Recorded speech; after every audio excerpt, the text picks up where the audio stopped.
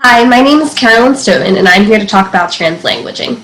Now, in a textbook definition, translanguaging is using all of your linguistic resources to make sense of what you're learning. And that might seem simple to a few people, but it's a lot more complex than that definition makes it out to be.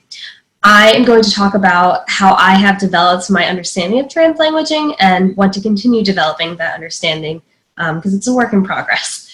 Now, I started out as thinking translanguaging was just using another language in the classroom besides the one for the main instruction. So in the US context, since most instruction is in English, I considered translanguaging as just incorporating another language into the classroom that was not English. And this was a term that I learned about previously before my student teaching, but I wanted to try to really implement translanguaging into my student teaching classroom because I was in a kindergarten classroom where a majority of the population spoke Spanish, and I had 9 emergent bilinguals of all different levels that were still developing their English skills and probably their Spanish skills as well.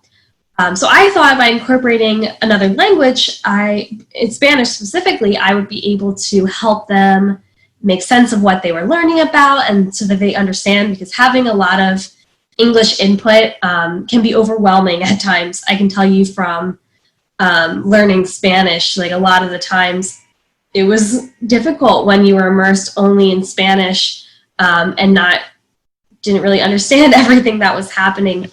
So I wanted to make sure for my students that they had the opportunity to understand what was going on in the classroom. And also, by putting the languages together, there's a lot of metalinguistic skills that the students can develop, and they can compare and contrast the two languages. So I went in with the mindset that translanguaging was basically translation. So I would say one thing in English and then do a direct translation in Spanish. And this is what you're going to see in the video that's coming up. This is at the very beginning of my student teaching when we were doing a plant investigation. We were specifically looking at how a seed felt in this little video clip. And I want you to see how I am shifting between Spanish and English very directly rather than a natural integration. Wet? Does it feel wet? Does it feel wet or dry? Wet, dry? Say dry. Dry. Dry. Dry.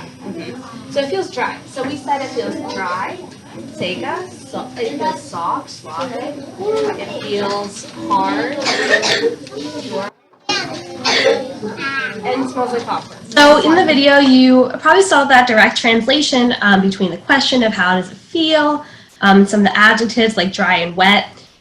But you can see how it's helping some of the students, like the one student who responds when I say wet or mojado, mojado or seca, wet or dry, in Spanish because she's more comfortable and with Spanish and has a higher fluency in Spanish than she does in English right now, which is completely fine because my goal is to help build both of those. So you can see how the translation was helping her understand what was going on.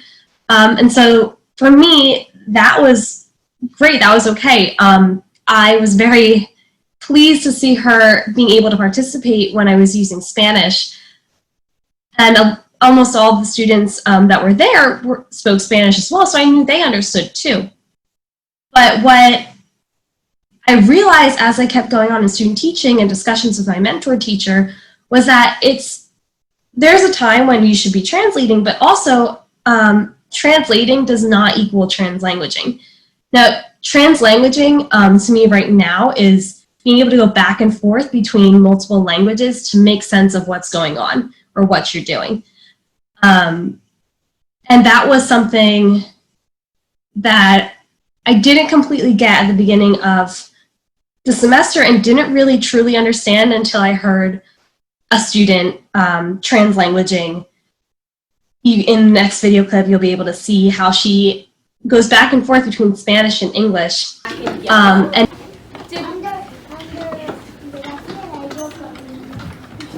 Oh, coming on under La Tierra? Yeah. Did you notice how it went back and forth between Spanish and English? It's what made sense to her. It's how she was able to verbalize what was going on and what she was processing about the information about the worms at that moment, because we were doing an investigation on worms. And I think science plays a big part of that, because being able to see, have a hands-on interactive experience with the materials, with the organism that you're working with, helps someone visualize what's going on. And so she's not only able to process in Spanish and in English, but she was able to visualize what she was noticing about the worms and what she learned about them. For me, the experience of seeing her go back and forth and just think about what was going on was really eye-opening to me about what translanguaging is and how it truly helps somebody process what they are learning. It's something that I want to try to incorporate more in my teaching. It's definitely a little bit harder. I am bilingual in Spanish and English, so it's hard consciously going back and forth between the languages when you don't normally do so. So since I'm a native English speaker, I find it easier to just speak in English. But if I was speaking in Spanish, I find it easier to integrate English with that, because it's how I'm making sense in my brain of how to verbalize what I'm thinking. So teaching in English and incorporating translanguaging for Spanish is a little bit more difficult, but something that's so important for students who are developing English skills, because it helps them process how they are learning.